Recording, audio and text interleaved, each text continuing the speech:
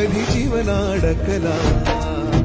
राजुनी सगळे ऐशो आराम, रात्रीची करुणी नींद हराम. हो त्या जुनी सगळे ऐशोआराम, रात्रीची करणी नींद हराम. बाहेर पडला मर्द गडी, राज्याची बसवाया घडी.